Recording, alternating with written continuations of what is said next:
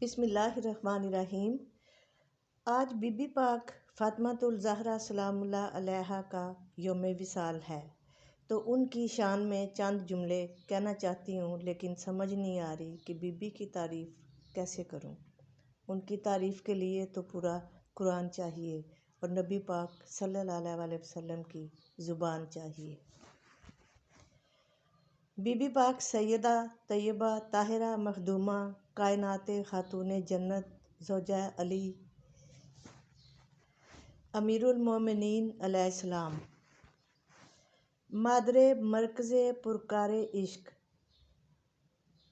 مادر قافلہ سالار عشق، حضرت سیدہ فاطمہ الزہرا کا یوم وصال منایا جا رہا ہے۔ یہ دن عمومی طور پر ان کی یادوں کی خوشبو سے مہکتا ہے۔ سیدہ پاک کا اسم گرامی یوں ہی لبوں پر آتا ہے، پلکیں ادب سے جھک جاتی ہیں۔ ان کا نام نامی، ان کی ذات گرامی یقیناً عقیدتوں کا محور ہے۔ جب پاک بی بی کا ظہور ہوا تو نبی پاک صلی اللہ علیہ وسلم نے ان کا نام فاطمہ رکھا۔ فاطمہ کے معنی ہے منفرد، جدا، کسی سے نہ ملنے والی، سب سے الگ، سب سے انمول، سب سے منفرد۔ آپ صلی اللہ علیہ وسلم نے فرمایا کہ فاطمہ کے 9 القاب اللہ نے رکھے ہیں۔ بی بی پاک نبی پاک صلی اللہ علیہ وسلم کی بہت پیاری بیٹی تھیں۔ آپ نے فرمایا کہ فاطمہ میرے جگر کا ٹکڑا ہے، اور صحیح شریف میں آتا ہے کہ جب بی بی پاک حضور سے ملنے آتی تو آپ کھڑے ہو جاتے اور آپ اپنی مسند پر اپنی بیٹی کو بٹھاتے۔ جس زمانے میں بیٹیوں کو زندہ درگور کیا جاتا تھا، آپ اپنی صاحبزادی کی بہت عزت فرماتے تھے۔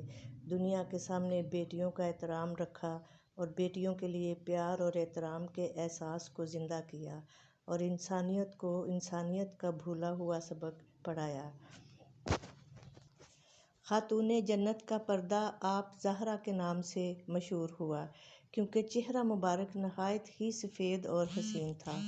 آپ کو زکیہ بھی کہتے ہیں، یعنی پاکیزہ، زینت بھی کہا جاتا ہے، ان کو راضیہ بھی کہا جاتا ہے، خوش بخوش، بطول یعنی دنیا و مافیہ سے بے نیاز، ام الحسنین یعنی امام حسین اور امام حسن کی والدہ، ام الائمہ یعنی اماموں کی والدہ، ام الہاد یعنی ہدایت یافتہ لوگوں کی ماں، کریمۃ الطرفین یعنی ماں باپ کی طرف سے اعلیٰ نسل والی بھی کہا جاتا ہے۔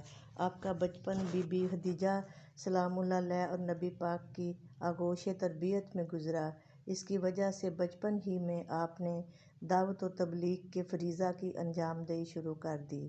اپنے بابا کی مدد و معاون کے لیے جہاں تک ایک معصوم بچی سے ہو سکتا تھا وہ سب کیا۔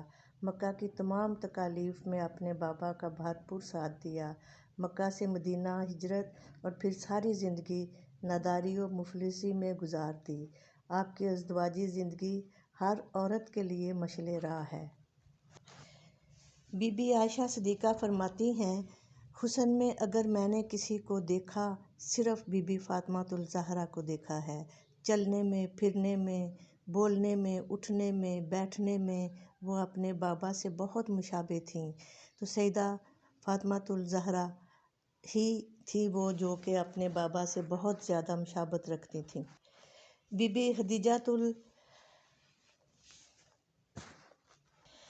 خدیجہ الکبریٰ فرماتی ہیں، میری بیٹی 4 سال کی تھی تو اتنی خوبصورت اور اتنی پیاری تھی کہ میرا دل کیا میں ان کو زیورات پہناؤں۔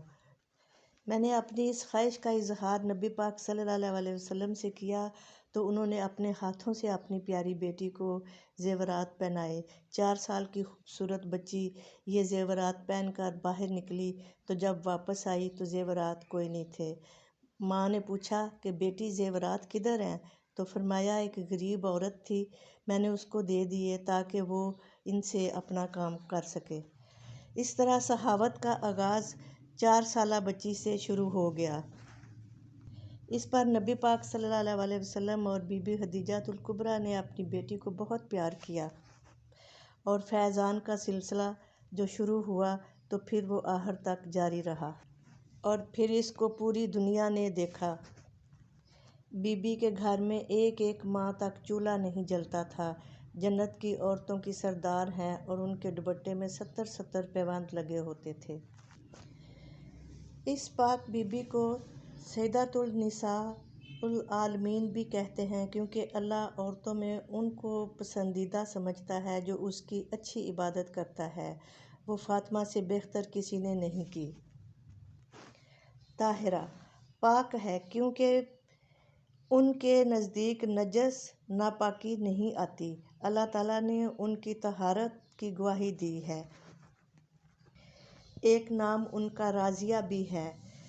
اللہ تعالیٰ ان سے راضی، کیونکہ وہ اللہ کی ہر رضا میں راضی ہوتی تھیں۔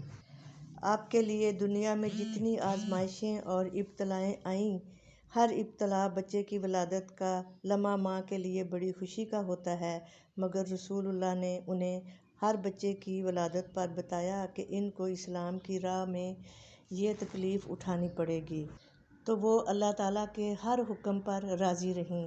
اس لیے اللہ پاک نے فرمایا، میں ان سے راضی اور وہ مجھ سے راضی۔ یہ مراضیہ بھی ہیں کیونکہ یہ نفس مطمئنہ کی ماں ہیں۔ اللہ ہر مومن کو مراضیہ کہتا ہے، کیونکہ اللہ جس سے راضی ہوگا وہی جنت میں جائے گا۔